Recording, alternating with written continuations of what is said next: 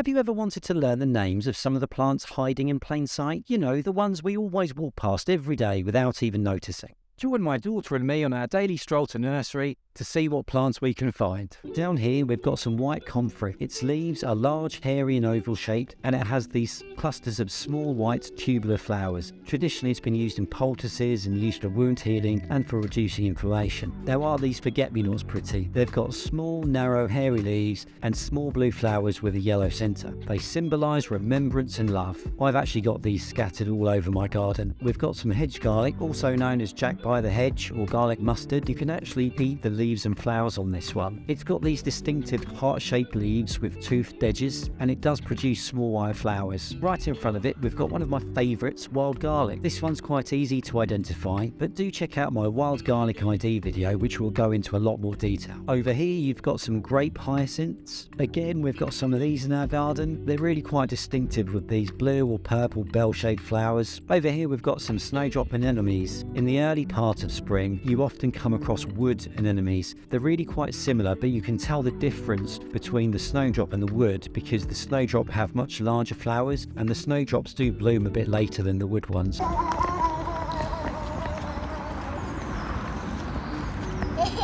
When you're starting out foraging, many of us think we need to go to somewhere special to start learning how to identify plants and fungi, but the reality is there's so many things around us day to day that we often overlook. Over here we've got some gooseberry. It's pretty similar to currants like black and red currants, but they have smaller leaves, and the thing that really distinguishes them apart are these spines along the stem. The leaves tend to also be smaller than the currants. Gooseberries are quite tart, but I actually really love them. Now, who remembers playing with cleavers or sticky willies as a kid? I remember coming in always covered in the seed balls, but who knew back then you could actually use those seed balls and make a coffee out of them? Once these get going, they grow everywhere. These are completely edible too. You can put the young shoots in salads and or cook them pretty much like you would do spinach. Over here we've got some Arum maculatum, also known as lords and ladies. You don't want to mess around with this one too much as it can cause skin irritation. These large arrow-shaped leaves are quite distinctive and you often have dark spots on some like you have here. In a few weeks this one will produce a spike coming out the top which will look quite phallic, hence its name lords and ladies. Now, here's a great reason why you need to be careful when foraging for wild garlic. We've got dog's mercury growing in amongst it. This poisonous plant has simple opposite oval shaped leaves and you don't want to eat any of this plant as it's going to cause you serious upset. Over here we've got a bramble. We get loads of brambles around here. My wife actually loves making jam out of the blackberries that these will produce. These are pretty distinctive, especially the thorny stems, which I personally have been scratched to pieces by many a time. Now check out this wild strawberry. This will end up producing some really small strawberries, not like the ones you're going to find in the supermarket. Given this is growing up against a pole, let's hope no dogs have weed all over it. Now, I'm sure many of you are going to recognise the dandelion and the bluebells behind it. All parts of the dandelion are actually edible, but don't eat any part of the bluebell, they're toxic. The dandelions have toothed, large-shaped leaves and yellow flowers, as you can see here,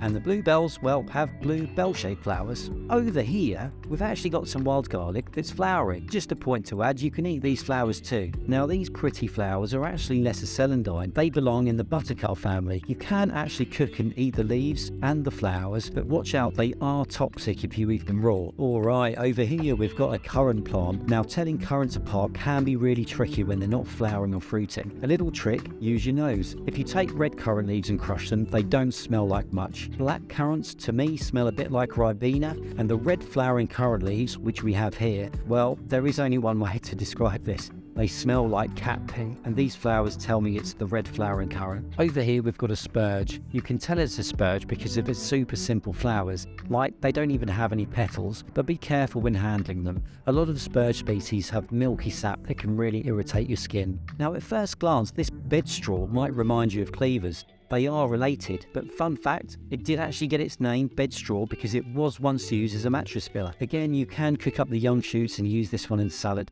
if you so wish. Well, that was a very quick look at some of the plants that you may well come across on your own walks. If fungi ID also interests you, take a look at my turkey tail ID video, which you may well enjoy. See you soon.